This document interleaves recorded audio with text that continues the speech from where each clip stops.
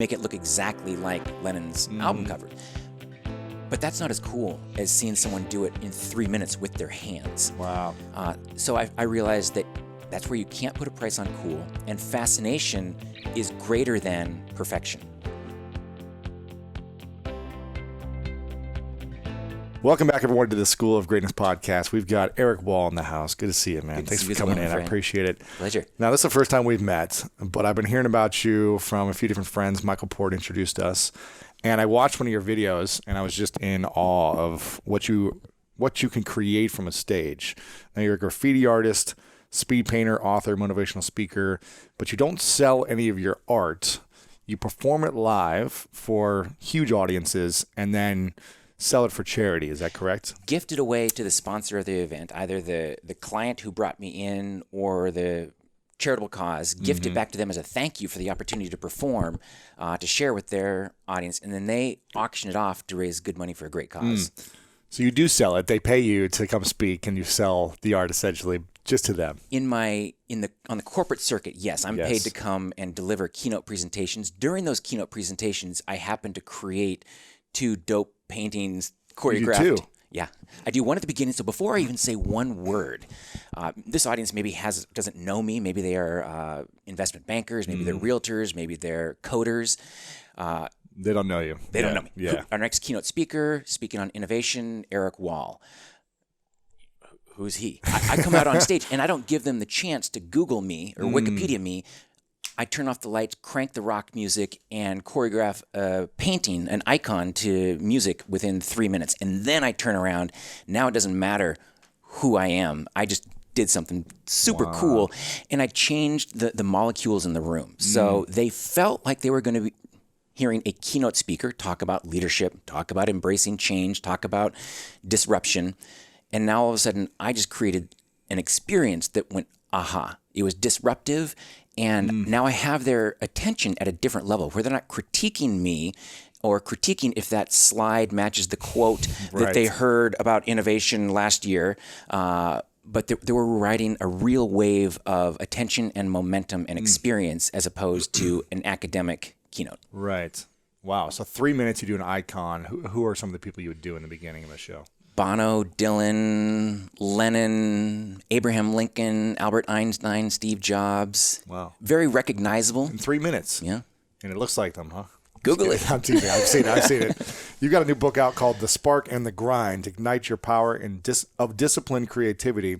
And when he showed up today, Eric gave me a copy, and he drew this with crayons. A box of crayons, right? Is that Crayola crayons. Crayola crayons. Yes. So you guys can see this here, and I'll take an image of it and put it up on the show notes.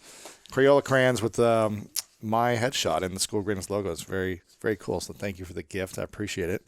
I will not sell it because I'm not allowed to. Well, the reason I said Crayola is actually one of those smells that if you pull out a box of Crayola crayons as adults, it's one of the top 20 most recognizable smells as adults, and it actually lowers blood pressure upwards 10 points. I'm sorry, lowers it downwards 10 points. Fascinating. So learn something new every day. It takes us back to the neuroscience of why that is. It takes us back to a time when things were less stressful. We enjoyed coloring up until we were like 5 or 6, and we started seeing other people's art. We started judging our art versus what they were doing. Crayola takes us back to a time when life was just more whimsical and free. So that kind of adult connection to childhood creativity is fun. Crayola has mastered that art. I work with Crayola quite a bit, which is why I'm giving Crayola a shout out, because it's not just a crayon. Right. Any crayon can color. Crayola crayons have that scent of childhood that is unique. It's powerful, man. Now, did you go to school for art, or did you kind of teach yourself as a kid growing up, or how did this passion begin? I first started painting for the first time when I was 30. Wow. The first time? Yeah. So did you draw before? Did you do anything? As a kid, I knew I loved it. I knew I loved to paint and draw and color, but I was told by a well-meaning adult, one of my early school teachers, that I really wasn't that great of an artist because I didn't color within the lines, because I went too fast, because I didn't pay attention to detail. And so I'm like a good kid. I listen, and so I kind of set that aside, and I migrated towards that which I was affirmed for, like getting 20 out of 20 on my spelling test, or history, or mathematics. And so I was a very operationally efficient kid. I was an alpha dog. I also was with an athlete growing up, and so there was a lot of get good grades, do well on the ball field, eat clean, get a good night's sleep, rinse, wash, repeat. That was my existence. And it's a great first half of life. It's a great chapter to open things up, because there's so much that it became habit for me as far as embracing discipline and routine and structure. And then that got disrupted around the age of 30. If you do the math, that's the dot-com bomb.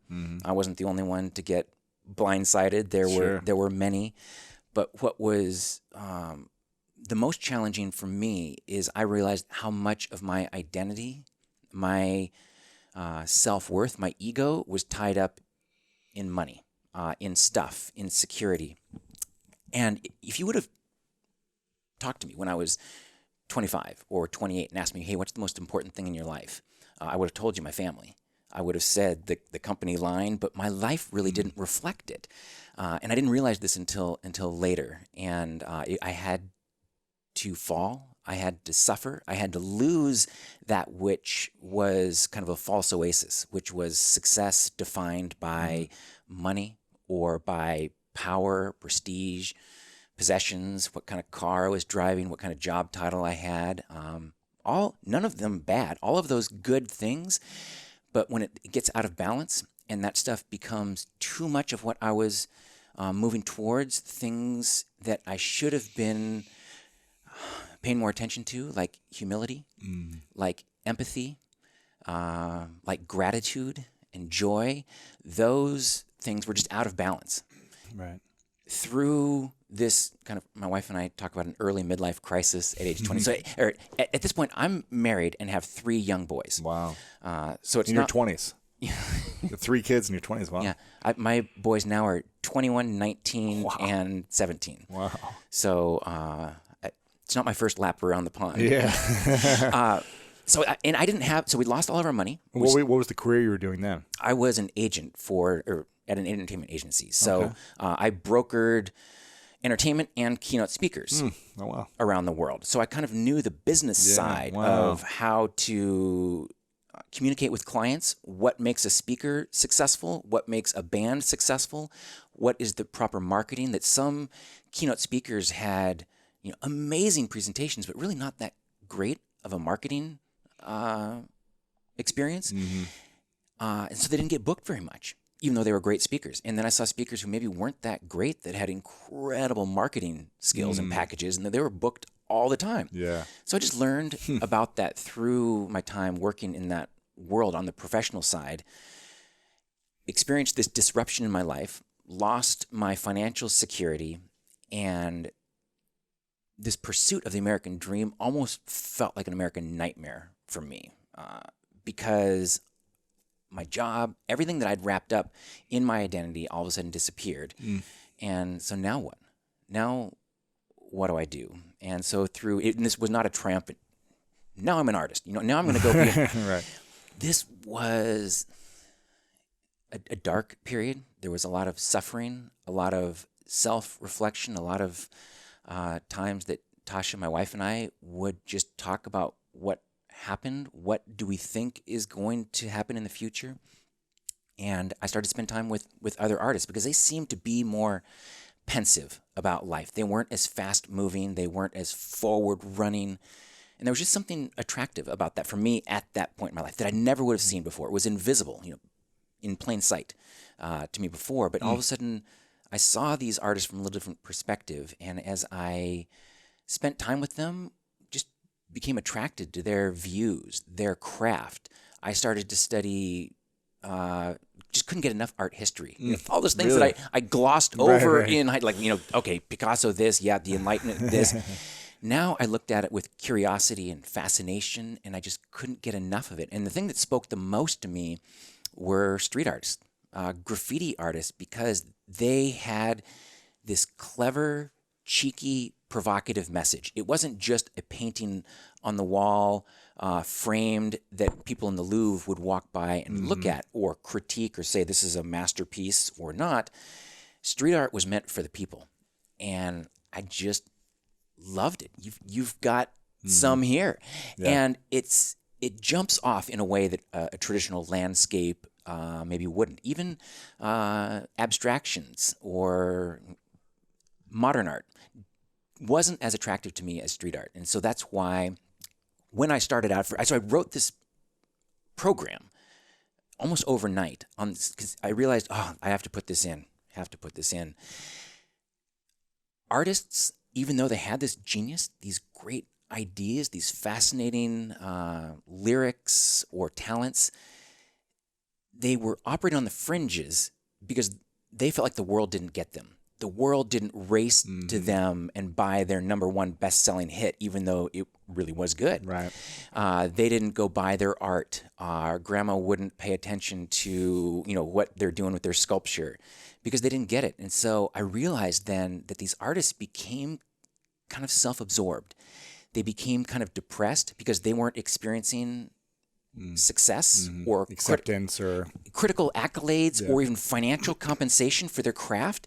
And so I watched them just kind of wither. And the idea of the starving artist became a self-fulfilling prophecy. The reason it's cliche is because it's true. Is they're all out here in Beverly Hills and Hollywood and San Fran and New York and Paris trying to unlock this code. How do I get noticed? How do I make my skill, my art, my love, how do I get attention and how do I get compensated for it?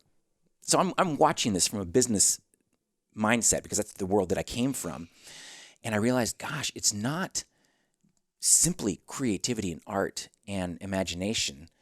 And it's not simply hard work and discipline and structure and accountability and analytics and metrics. It's yes and. It's this dynamic tension between the two. And I just thought that was so cool. And that was so unique. It's not a message that was out there. It was what I realized through real life experiences. And I'm like, let's take this on the road. Right. Like, let's fashion this. And so I have to go back and say that artists had this awesome sauce about them, but it wasn't everything. And so putting structure and branding and optimization inside of art translated it, made it come alive. So how does any artist become financially successful? If they have a talent or if they don't have a talent, do you think any artist could build a successful business around their art? I would be very careful as an artist how you define success. And that's the biggest challenge. Say make a full-time income, of a comfortable living.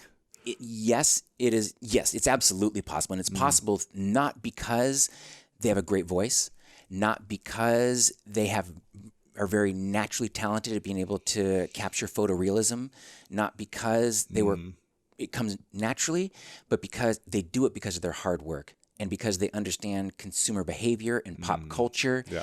And so you can have the best voice in the world, and that's actually can almost be an obstacle. If you have a really, really clean, perfect pitch singing voice, you're going to start to rely on that voice as being the top of the game, and you might not work or practice on becoming a frontman or a leading lady and how to croon to an audience and pull them in and fascinate them. And so that perfect pitch, that great talent might actually be an obstacle to their own success. So being able to understand that your talent is necessary, but it's not all. And all of those artists, yes, anyone can be successful doing it, but you have to understand business. Yeah. And you have to understand social media, and you have to understand people, because people are the ones that buy art, that make artists financially secure. So unless you understand the people and can translate to them, it's not going to work. And so as much time as you spend on your craft, you need to either have a team around you doing the marketing, or you also, if you're not flush with cash, you need to get out and figure it out. You need to figure out what people are digging and how can you take your skills and make it match those who actually hold the purse strings. Because just because you created something cool doesn't mean it's going to sell. That's true. And there's a lot of stuff that, other artists might think isn't good at all, but that artist has learned how to package and position and brand and sell the art, whether music or art or whatever, and it becomes a huge hit because they know how to sell. So you don't have to be the best artist to be the biggest or the most successful. That's where I'm watching this now, and I'm cautioning artists who want to do this full time, because there's a chance that you're going to sacrifice some of your authenticity. You're going to sacrifice some of your art to be able to translate. The ultimate goal is to keep everything authentic and original and have people want to purchase or have more of your authenticity through your art. But if you're trying to flip albums, if you're trying to move artwork, if you're treating it as a commodity, the consumers will know that. They've got a real high BS meter. If you're being sold something, or if that song is so cool, I've got to have that. I've got to work out to that song. Right. I've got to have that painting in my house because it reminds me of this person or reminds me of this idea of success. So really great artwork is just a reflection of your values and what makes you think. And so if I'm going to understand or want you to purchase this piece of art, I need to understand you and what lights you up, not always what lights me up. So there's a disconnect there you see with authenticity versus commercialism. So that's why I caution true artists who are doing it for the love of the craft, to be careful how you commoditize or say, I want to be financially successful. Be real careful where financial success goes over into your personal craft. Be aware of it. You've got to be aware of it, because if you want to make a living doing it, you have to understand it, but understand that there will be some morphing of your natural talent if you're going to connect to pop culture. Right. I had an artist on recently, Andy Grammer, a musician, singer, songwriter, and he said that for 4 years he was in Santa Monica on the promenade playing 8 hours a day his music because he wasn't getting opportunities. But he said that 4 years, and he was just barely getting by to like pay the rent every month. But he loved it so much, and he said it was a great experience of practicing his art and how to connect to the people and what they wanted. And he would play a song, and he could see if someone would turn and stop and if they would pay money. And he said he learned how to connect with humans that way through that process, as opposed to just playing by himself all the time and kind of like doing his own thing. He learned how to connect. He would play like a cover song that he didn't care about to get the attention. It wasn't authentic for him. But he was like, oh, this is what draws people in. So how can I write a song that's like this, that is true to me? Yep. That sounds similar, that's as interesting, but it's my own words and my own way. And that's kind of how he developed his art with being kind of commercial, and now he's a platinum award-winning artist. That's Malcolm Gladwell's 10,000 Hours. That's where the Beatles were performing prior to becoming an overnight success. Yeah. And they used to play cover songs all the time, right? The Beatles. Here's the formula. If you're a street musician, cover, original. Cover, original. And the people crowd around because they're hearing Brown Eyed Girl. The people crowd around because you just did an acoustic version of AC/DC's Thunderstruck. That fascinates them. That draws them over. And then you do an original. And you don't need to announce that now this is an original. You just start weaving in your genius right next to these other ones. It is crafty. Wow. And that's the people oftentimes don't understand with artists. There really isn't any such thing as an overnight success. Any artist who's worth a salt has slaved and suffered and endured and has spent days on the pier just playing, understanding what the people like. This idea of the voice, just bam, you sing one song and all of a sudden you're a best-selling artist. It's created an improper myth about what art is, what creativity, what fame is, how to achieve. And how many of those people on The Voice have actually come out with a big album or been like, after The Voice, do they do anything? I don't follow, and I didn't mean to throw The Voice under the bus if there's some Voice folks out there. It is interesting to me that now artists have these platforms. Now you have social media where you don't have to win a contest. No. And a lot of times it's the person who got third in The Voice actually is the one that launches the album because they captured the hearts of the fans. And I thought, Susan was going to win this because I really felt for her, and she's got that. She's a single mom, and her song about this, and I wish she would have won. I'm going to go buy her album instead of Tom's album, or Tom's song, who crushed it on the finale of The Voice and won, but maybe he didn't do anything after that. So it's an ongoing thing.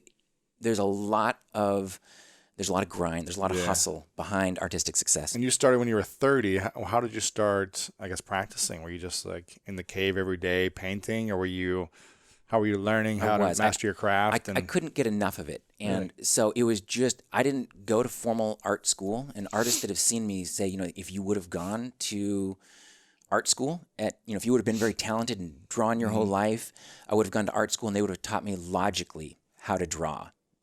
And I wouldn't be able to approach the craft the way that I do. So I approach it in a very dynamic, emotional way. And when I paint, I'm painting in front of very large audiences. Yeah.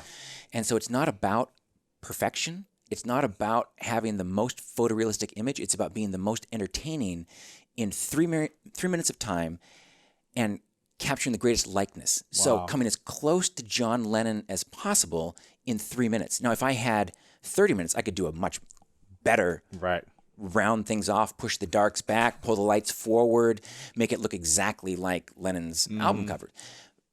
But that's not as cool as seeing someone do it in 3 minutes with their hands. Wow. So I realized that that's where you can't put a price on cool, and fascination is greater than perfection. And that's kind of what I learned as an artist. And then, so as a keynote speaker, as I'm talking, I'm experiencing creativity real time. I hadn't been educated on creativity. I hadn't been educated in the arts. I was unpacking this all for myself because it was just so amazing. And it was like a whole new world that was opened up. It was like an expanded consciousness where I was very linear. Like I said, I was an alpha dog, and I saw the world in a very myopic through a very myopic lens. Through disruption, misfortune, my view became peripheral. And what I also realized is that it wasn't a woe is me story. There's all kinds of people experience a relational devastation. They experience health devastation. They experience financial devastation. Pain happens in people's for lives. all of us. Yeah. For all of us. And we can either numb it and insulate it and say, got it, I'm going to go and now I'm going to do this. Pain can't get me down. Or we feel it fully. We allow the emotion to sink in, but then we don't let that emotion take control of us. We take control of the emotion. And that's kind of what happened to me, and kind of what I learned is, in that cliche, what is it? Pain is mandatory, suffering is optional, but there's a moment of darkness that's actually good for the human soul. It's how we know what joy is, and it is a discipline. Gratitude for me became a discipline. Joy became a discipline, and I only knew what it felt like because I'd experienced the other side. Right. That was an important realization for me that I wouldn't have been able to speak to before I was 30. It's hard to know what joy is if we don't know what suffering is or pain is. And I'm sorry that's not very motivational speakery of me to say you need to suffer. You need to experience the pain and the hardship. You're an athlete. If you wanted to get stronger, you had to suffer. You had to go to the gym. Yeah. And you pain every day. You welcomed that sweat. If you didn't sweat, if you didn't feel the pain, you kind of cheated yourself. Yeah. You didn't get that great of a workout. But that's what allowed you to become a higher and higher level athlete, was because you were willing to do the work that the other athletes weren't willing to do. You were willing to face more resistance, endure more suffering, more hardship, and that's what actually made you successful. That was where the joy was. Same thing in creativity, same thing in the arts, is you have to meet the resistance. You have to feel the rejection. You have to feel someone who doesn't like your art. You have to feel the pain and the loneliness and trudge through it before you're going to know what that success really is supposed to feel like. And that's why I feel like it's a dangerous pursuit to commoditize it too early or talk about money or can I make a living at this? Because if you don't love it, if you don't love playing out on that boardwalk for 8 hours a day, you're going to start finding reasons not to. You're going to say, you know what, I'm not making any money at this, I'm not going to do it. Or you just become disconnected from the mastery of your authentic genius, and you become attached to other people's perception of what you thought it was supposed to be, or why this is unfair, or why you have a better voice than that person over there, or your poetry is more majestic than those simple lyrics, but people just don't get it. Yeah. I talk about, as an athlete, and you're an athlete, talking about forcing pain upon yourself every single day. This is what I try to do, whatever it may be. And that could be 5 minutes of push-ups. It doesn't have to be like this grueling, I'm dying every single day experience, but some type of physical or emotional or mental challenge every single day I try to force on myself. It's usually with a workout. I feel like that's the easiest. Anyone can push themselves and sweat and at least go a little bit farther than you want to go with what your heart is telling you to slow down. And when we do that, I feel like we build up this ability to endure any type of emotional stress or pain or rejection or whatever that comes our way. But if we're not building it up every single day, when we lose over and over, or we get rejected over and over, we're going to be like, this sucks. I'm in a dark, deep place like we could easily go to. You train to become physically fit. You also want to train to become emotionally fit. Yes. And that's the highest form of human intelligence is self-awareness. Yeah. Is being aware of, are my emotions being hijacked? Why am I getting angry? What's happening around me? And like building a little bit of a buffer zone between what actually happened and what you're thinking your reaction should be. And that's where, I personally, I don't talk about in my presentations, I don't talk about meditation or priming or spirituality, but I am living it. That's what I do before I go on stage. Those are the spaces that I access before I start to paint, before I start to write. Tony Robbins calls it priming, where he puts himself in that space. You probably, before I go work out, I actually prime myself before I set foot in the gym, because whether that workout is going to be hard or not, or I'm going to get through it, has already been determined in my head before I even set foot in the gym. So I take a moment to prime so that when that leg workout is crushing me, I can push back. Yeah. When I can't do as many pull-ups as I did last time, that I realize I'm not giving up. I'm going to power through this and realize next time, next back workout, I need to hydrate better. I need to sleep a little better. I need to eat a little cleaner because it's showing now. Yeah, exactly. Granted, my age is catching up with me too, so I need to factor that in as well. But priming is a big part of success, whether you're working out, trying to lose weight, trying to create, trying to network, trying to build a business. What do you think about before you go on stage, or as you're painting in front of 10,000 people? What are your thoughts? Two separate things. Before I go on stage, and I'm very introverted. I'm not a glad hander. I shouldn't say glad hander because that puts the label on extroverts. I gain energy by being alone.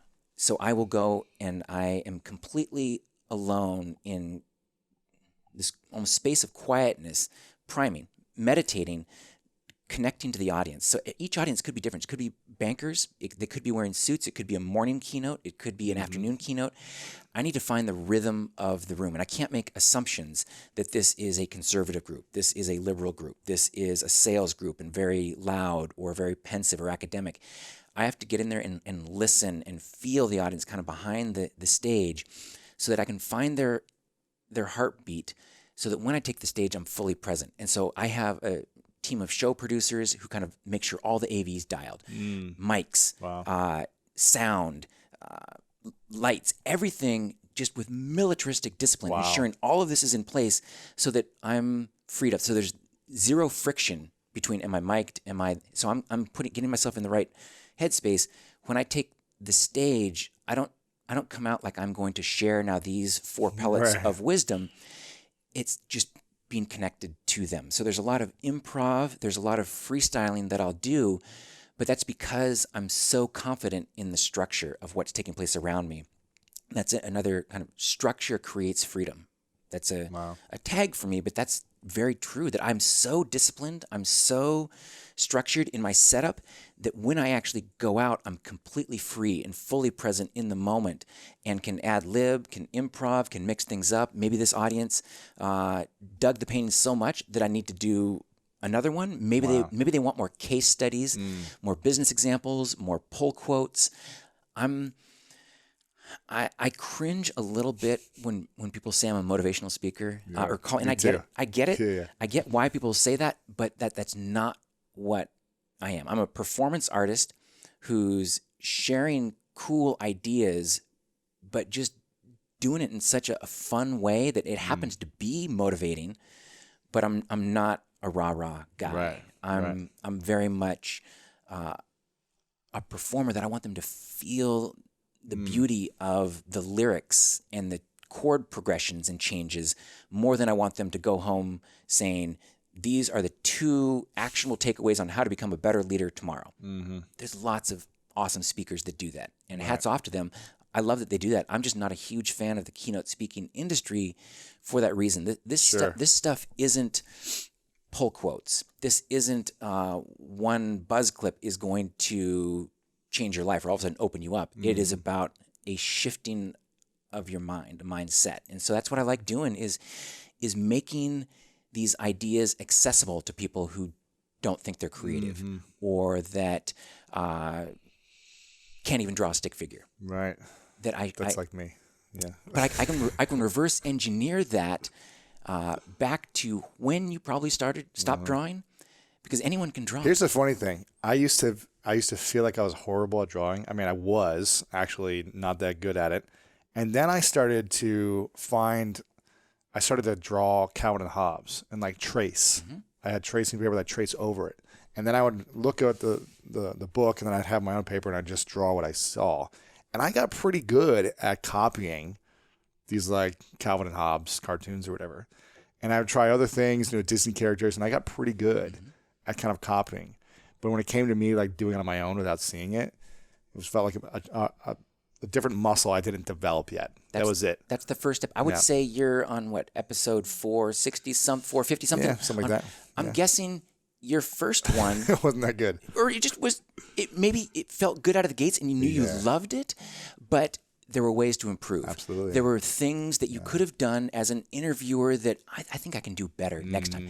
And so now 460 some odd later, you're a master craftsman. So the same thing in art. If you do 464 Calvin and Hobbes and see if you don't improve a little bit. And so with everyone, that they have that same, but most of us stop after the second. Yeah, it's a mindset too. Either because we feel like we're copying, or because ours wasn't as good as Jenny's or Tommy's, and so I'm probably not that good, or I suck as an artist, and then we don't pick it up again. So all of our reading and writing and arithmetic skills, a lot of us at postgraduate levels, but our art skills kind of stopped around age 5 or 6.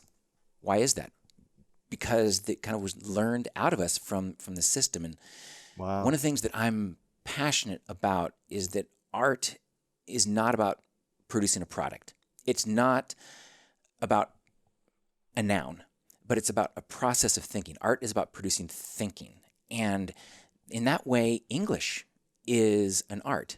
Language is an art. Communication is an art. Being an entrepreneur is an art. It's about being a bearer of risk, and that our school system really doesn't do a great job helping us be bearers of risk or be explorers or be courageous.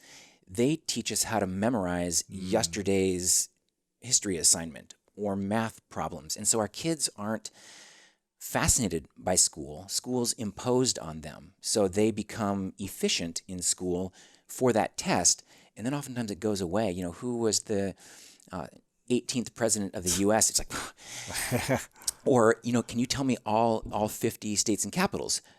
Oh, well, I could when I was 12 because I knew that song and I could test for it, but we don't know them anymore because we're not required to. If we made it fascinating, if there was another #1 best-selling hit that came out today with states and capitals, you'd know them again. Yeah. So I'm a big proponent of fascinating our kids for the future of education as opposed to standardized testing or SAT scores. We're losing some of our best, most creative, awesome kids because they don't fit into this standardized testing mold. Yeah. Now, I want to go back. How many years did it take for you to kind of get your stride as an artist? You started when you were around 30, right? Kind of getting into it right around 30. Yeah. Now, was there, how many years until you were like, okay, now I can go out there and perform this and I'm still striding. That's the thing I haven't. And so people will look and they're like, oh, that's sweet. That must have taken you forever. I've done a lot of practice in my studio because I love it.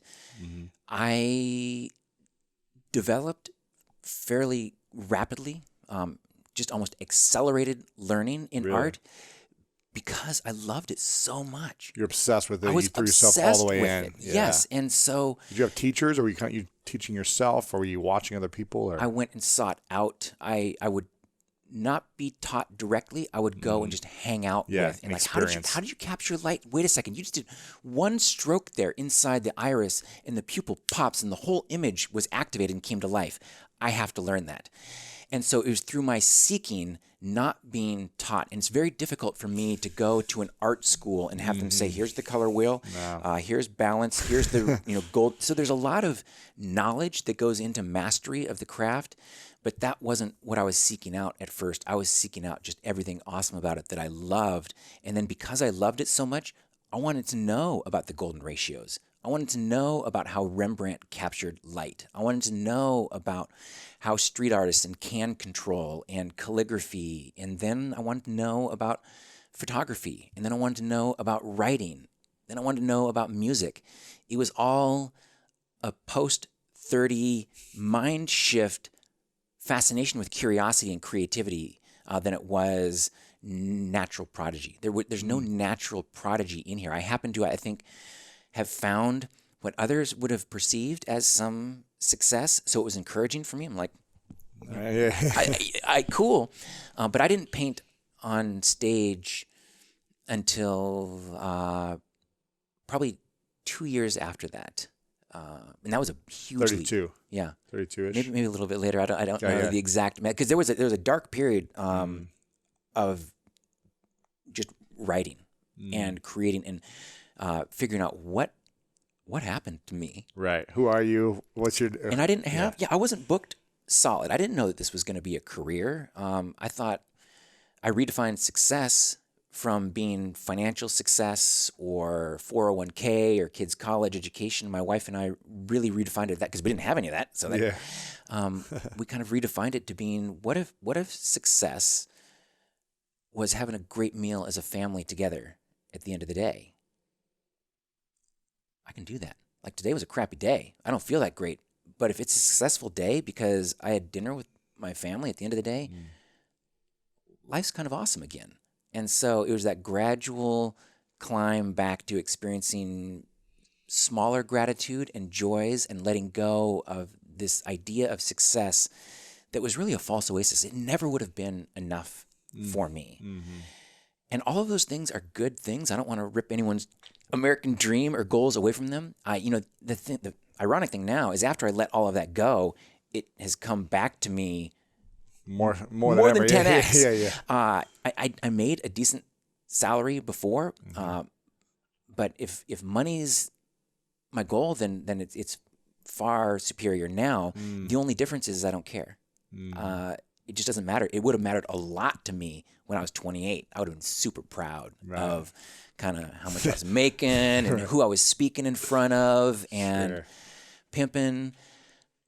And those things are coming now, but that's not what I'm seeking. Yeah. And how many times do you speak in a year right now? 100.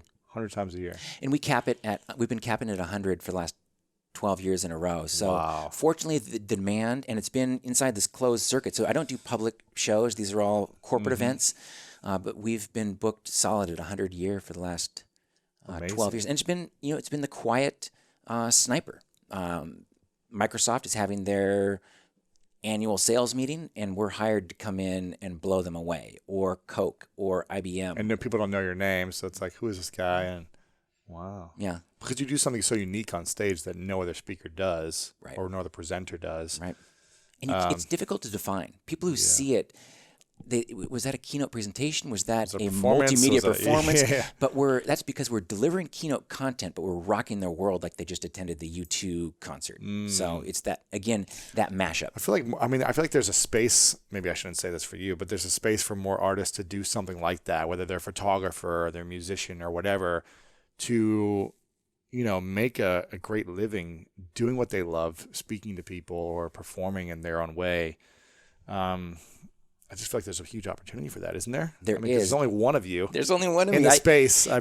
This job hadn't even been invented when I was a kid. So we invented it. But the reason that's difficult, and the reason why I have kind of a unique competitive advantage is there's a lot of incredible, talented artists out there who have incredible work that I, in my lifetime, will probably not be able to compete with them at their level. Right. And there's a lot of phenomenal authors, former CEOs, business coaches who really can speak at a very high academic level. But there's not many who are walking in both worlds. And if you're very logical or analytical, have great content, you're oftentimes maybe lack some of the showmanship or skills that an artist would have. And if you're a really talented artist, you might lack some of those analytical, critical, take-home content skills. And so that's where my presentation kind of catches people off guard. Number one, that they're even seeing this in a corporate environment at all, that this cool rock show, and this kind of dude that doesn't look like the keynote speaker they had last year. And then this long-haired Gen X graffiti artist all of a sudden turns around and starts talking their language, starts talking about business and competitive advantages and differentiating from the competition and elevating brand awareness and value. And they're like, well, that I wasn't expecting a graffiti artist to know that much about business. So it is the mashup. It's a balance, and that's what's kind of unique at this point. It's funny. We had Matthew Hussey's a dating coach for women. He teaches women how to get the dream guy. How to bag the elephant. Right. How to get the dream guy. And he talks about, if you want to be an attractive or a dangerous man is the one that's not just brilliantly smart by itself or extremely athletic or talented in one thing only. It's the one who's got a combination of both, who's like smart and intelligent, but also is like fit and loves like his mom and all these other things. It's like the person who's both. If you're just one, you become very boring after a while to a woman. If you just have one talent. But when you can do all these things and put it together, you're like a unicorn. And so you're like the unicorn of graffiti artists, right? Because you can, or the unicorn of keynote speakers, right? Exactly. So how can you not? We're all the dudes listening. They realize that love your mom. Also exactly. be successful, be loyal, be funny. It's the balance. It's the balance in all of this, which is why the balance in analytics and creativity. If you are overweighted or overbalanced like I was, life becomes stressful. Life becomes hard. Obstacles in my way pre-30 were very inconvenient for me. Yeah. I did not care for them at all. And I've learned to just ride waves of disruption, but it's because of balance. It's the yin and the yang of life, joy and pain. Spark, grind. It is how to date. There's so many elements of balance. There's beauty in balance.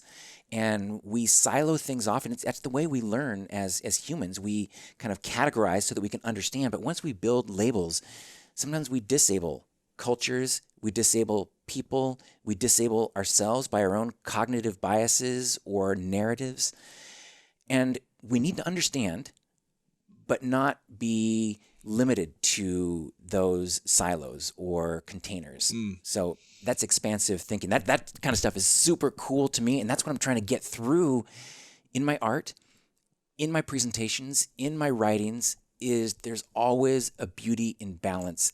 And I love it. I happen to be branded as a graffiti artist who speaks on the corporate lecture circuit, but I'm just a guy. I'm just a dude who's kind of thought of some stuff that I think is kind of cool, and now I'm trying to figure out what's the coolest way to share this at the biggest scale, so I don't just kind of sit on it in my studio. Yeah, I love it. What's the challenge you have to continue to innovate yourself and continue to grow as an artist and not feel like, oh, I've been doing this for the last 12 years, 100 gigs a year. I'm sure you've drawn Bono or whoever, Abraham Lincoln, a million times now. Do you ever feel like you need to innovate, or you need to continue to grow, or do you feel stagnant ever? Yeah, constantly pushing, constantly doing new stuff. And actually, podcasts are kind of new for me. I'm actually a little bit self-conscious. As much as I am, when I take the stage, I'm like, I'm free as a bird. I love it. I'm thinking and I'm feeling at a state with adrenaline that I don't experience all the time, but when I take the stage, it feels amazing. When the cameras say action, when I'm inside of an interview or on television, I become a little more self-conscious. Like, did I already put my hands here? Like, how do I? Is this? Right. So I'm practicing, and I realize that I'm not that great at it yet. But if I do another 450 Right. some You'll be odd pretty good. podcasts, I'm going to get better. Yeah. And so it's that idea of I've got to, if I'm going to be preaching about pushing the envelope, about courage, about being vulnerable, about being creative, I've got to practice it. I can't become too pat or rote or routine. So I knock myself intentionally off of center with, like you said, little mini vaccination labs in the workout. How can you push yourself beyond what you thought you were going to do? So I pushed myself as an artist. I pushed myself as a writer. I pushed myself as a performer, just beyond what I thought was kind of the comfort zone, out on the skinny branches. Sure. And then I'll scamper back to the trunk, and feel safety again, but know that I was just out there. I didn't die. Yeah. So I'm gonna push a little bit further, and that's that process of exploration is, I think, what I've gotten pretty good at over the years is my tolerance for risk, my tolerance for fear and failure. I still experience them. I'm just aware of what they are sooner and can either put it to the side or step forward in confidence. So it's just an awareness game. If there's an artist listening, a musician, performer, dancer, anyone in the arts, traditional creative arts, I look at myself as an artist, as a business person, as a speaker, as an author. I think of it as an art myself. But let's just say the traditional arts world, and they're listening, because I know there's a lot of dancers that listen, actually. Shout out to Antoine Troop, who's a dancer that always listens. And I know that they struggle with making a full-time living, and because they're so passionate about what they do, and they're incredible artists, and they struggle to make full-time income around it. What would you say to a young artist, again, doesn't matter if you're a dancer, drawer, graffiti, whatever, on the best way that they can build a business or a full-time income around their art? I keep the day job. And that is different than a lot of people will say. They'll say, do what you love and never work a day in your life. That devalues artists in some ways to me, because I feel like there's an authenticity to what these dancers, what these writers, what these painters are doing. And again, that's where I'm like, we want you to become financially secure. I want them to be successful. I want them to have money, and maybe even a lot of money, but not at the expense of what their craft is. So if you're a dancer and you're part of a troupe, you might be wanting to have your own solo career, and you might want to be freestyling out and you be the lead out on the stage. But because the money is in being a troupe, being a backup dancer, hitting someone else's beats, you're doing your art, but you might not be as completely fulfilled as you were maybe when you were the lead out on the pier dancing and just collecting money in a hat. There might be something more fulfilling in doing your own art as opposed to someone else's art. And if you look at what's available in art, it's oftentimes, graphic design or backup dancers, backup singers, light. It's oftentimes offshoots of what the art is. So they're around what they love. And I think that's great to be around what you love. I want them to be. But also understand that your own connection to your dancing, to your art, there's something very intimate and very personal there that should not be too quickly attached to making a living. Right. I think after 10 years of hard work and grinding and feeling what audience is like, that after you go cover, you start putting out originals, and if people like it, that's when you start to feel success. But don't go away from your covers too quick because you're a pure artist. People won't understand you. They need the covers to be lured in, and then you give them a little taste of your brilliance next to those. So that's why I kind of zig as everyone else zags, and I said, keep that day job. You are still working at Starbucks or bussing tables so that you can fund your dream and keep your art pure. Until you can make it the full-time thing. If you want to make it a full-time. There's very, very few people that are doing their own original art and getting compensated, being paid full-time. And our society doesn't value art at the level that and that's not on society. That's on the people. That's on the artist. If they have to figure out ways to build the value proposition, they have to figure out ways to make this such a great song, such a great painting. People have to buy it or They listen have to it. to. They have to. So much intrigued that they're like, what is this? How are they doing this? Like, I need to learn more, right? Understand hooks in music. Understand lyrics. Is it a love? You're not going to hit a heavy metal thrashing band with a love song at first. You might need to adjust. It's all adjustments in understanding the audience and being emotionally intelligent and self-aware about your relationship to your craft, your relationship to money, your relationship to social media. All of them, neither good nor bad. Right. How we use social media can be both very good and very bad. How we use credit cards can be very good, can also be very bad. Right. It's not what it is, it's how we use it. What is our relationship to it? And what do you think about individuals who maybe are listening that don't think they're creative at all? You know, someone like maybe yourself when you were 25, maybe didn't think you were talented as an artist. What would you say to someone on how to unlock their inner creativity?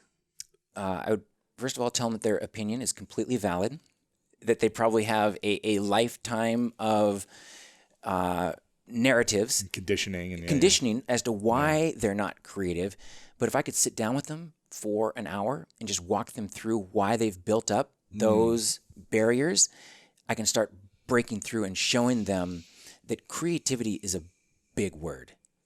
It's not just about art. It's not just about painting. It's about a way of thinking. It's about a way to navigate ambiguity, a way by which we master complexity, a way by which we live.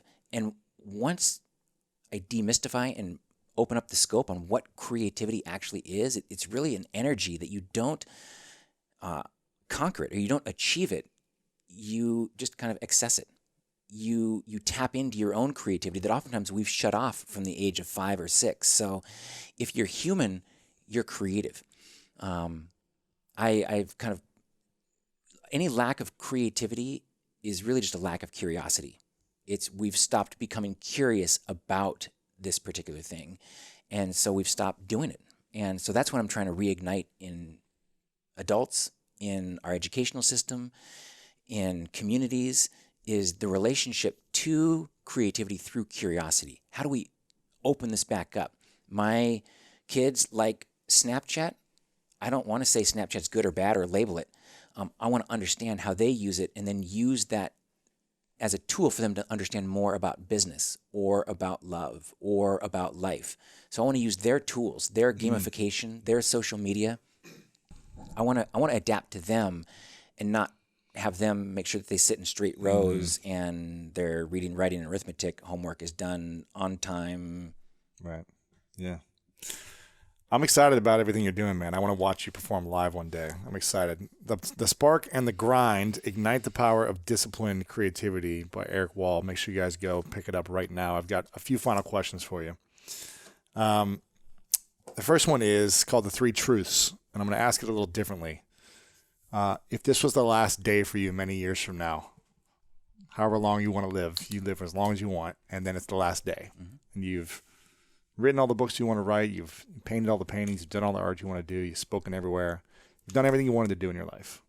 But for whatever reason, everything's been erased that you've ever created. It's been gone. It's poof. No one has access to it anymore. And you get to do one final painting or piece of art. This is the final piece of art, the only thing that the world have access to see your creations. This is the last thing and only thing. What would be on this painting? What would you paint? And what would be the 3 things that it would leave behind for the world? So what would be the 3 truths that this painting would represent for you? That would be the message for the world. It would be something shocking. It would be something slightly disruptive. It would be visually eye-popping. I would probably use very bright colors since this is my masterpiece. This is the one that's going to define me. This isn't going to be about subtlety or blending lines, shading, balance. This is going to be about leaping out, grabbing attention, and then sharing a message. So the art itself would be very bright, very angular, but the message behind it would be about love. It would be, so the painting itself would be very probably aggressive and red and jumping out and getting people's attention. But then as they look at it further, it would lead them into kind of a mirrored reflection of themselves, where I want them to see love and empathy and gratitude. Those would be the three truths that I want to seduce them into this beautifully shocking piece, but have the end takeaway or the punchline be love, empathy, and gratitude. I love it. That's great. I want to see it someday. I want to create it now. I want to create it.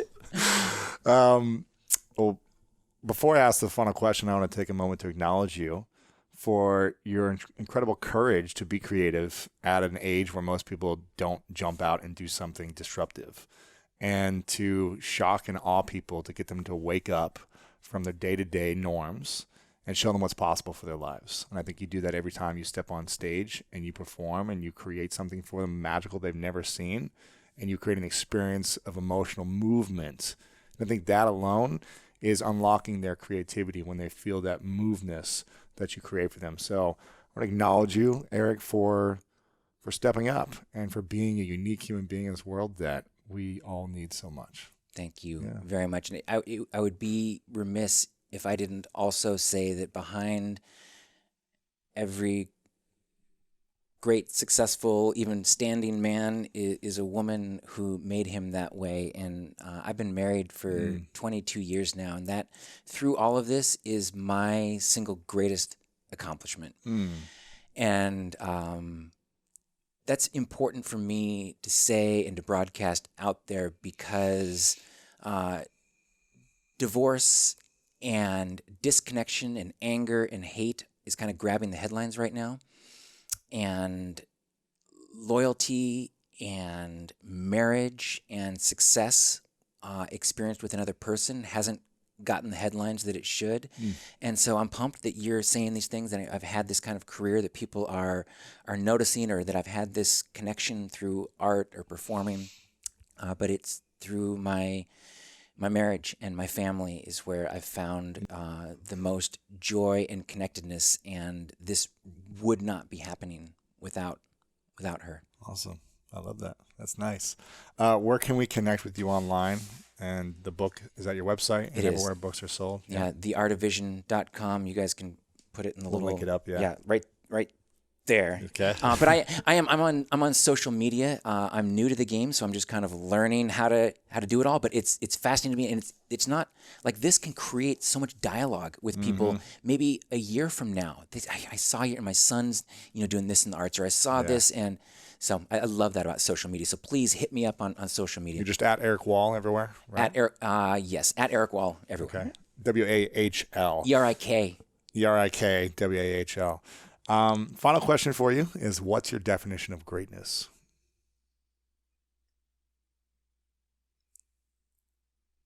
It's embracing love. And I say that not as a platitude, but because I've wrestled with this question, what's the meaning of life? Not like, oh, it's family, oh, it's helping other people, oh, it's this. Like each one of those, I couldn't stand behind fully. But when I finally realized that the meaning of life for me is love, and the purpose of my life is love, that if there's going to be greatness in my life, it's going to have to include love. So that would be greatness for me. Eric Wall, thank you so much. Appreciate it. My pleasure, bud. Thank you. This is great.